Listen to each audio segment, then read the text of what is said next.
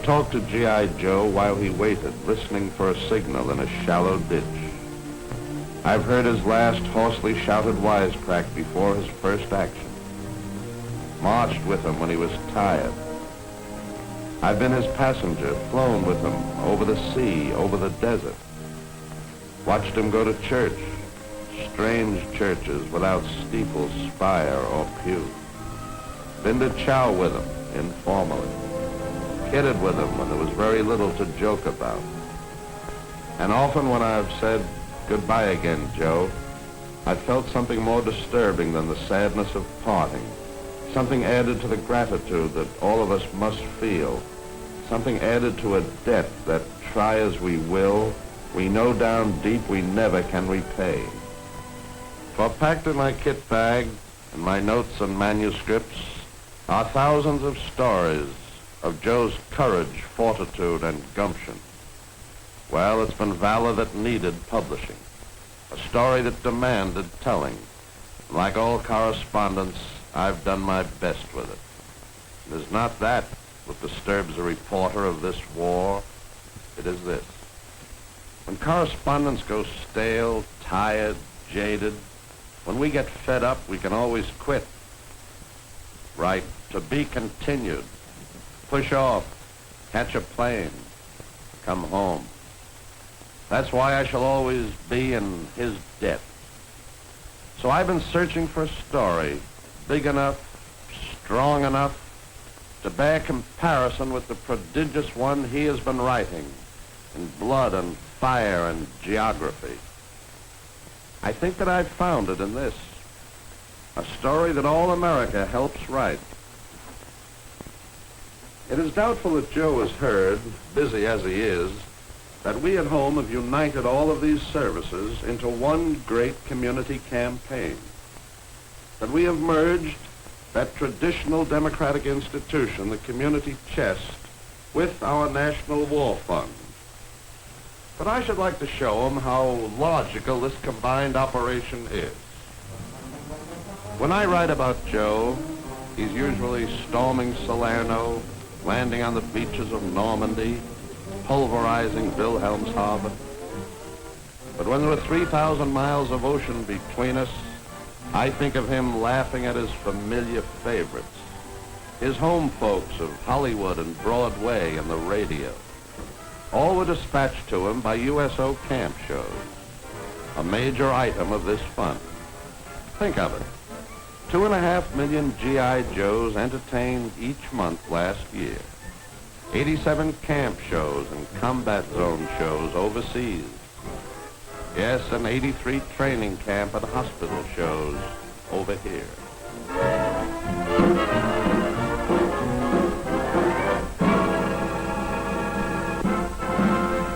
And in addition, the stable, permanent, fixed homes away from home. The USO club's 3,000 units, Alaska to Brazil, Newfoundland to Hawaii, 2.5 million of servicemen, lodged and entertained each month. And Joe will want to hear, too, of those comrades of his, who never again in this war can be entertained by a USO show. The National War Fund aids these, too, with the materials of sanity and self-respect, with arms against the long leaden march of Axis prison days.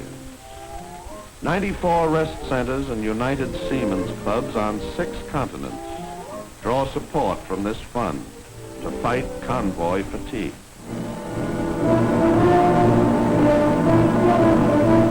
These are the men who volunteer not once, but many times.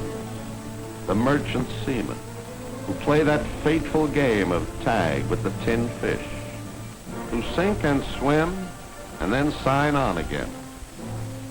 You know, your friend Joe has seen some sights that are pretty hard to take, even on a movie screen, since you shook his hand and wished him well. Scenes he will be a long time forgetting. So this is what I think. I think that when Joe sees scenes like this, his heart flies home to a scene like this American Bay nursery, a day nursery you help support, one of the thousands of recipients of your generosity. They are opposite sides of the same coin, of a very precious species, minted in your community war fund. Yes, we must give relief from the effects of this war in your own neighborhood. All these familiar agencies whose efficient functioning we have taken pretty much for granted must whip forward under the sting and lash of a war thousands of miles away. So I should like to tell Joe that the children on his block are safe, that despite wild boom stories that are worse on his nerves than booby traps, his kid sister has been guided into a safe haven, that the Boy Scouts still flourish with the aid of this fund, put on drives with a snap and an enthusiasm that would do a big brother's heart good, that many a mother who feels the stress of a speeded-up war world owes her peace of mind to some Girl Scout trained to care for children.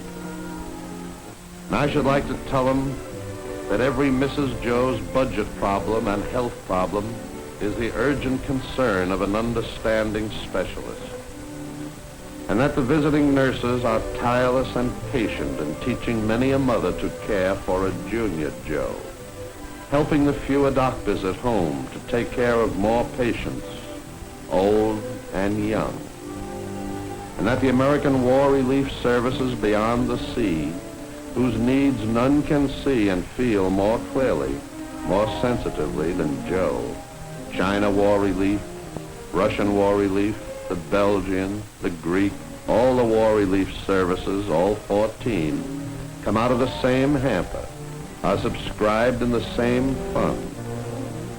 Well, that's the gist of my memo to Joe, our memo to Joe.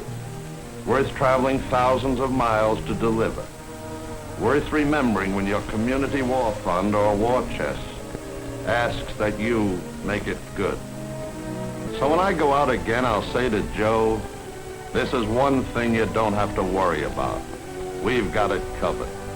This is our promise. This is the least we can do. Okay?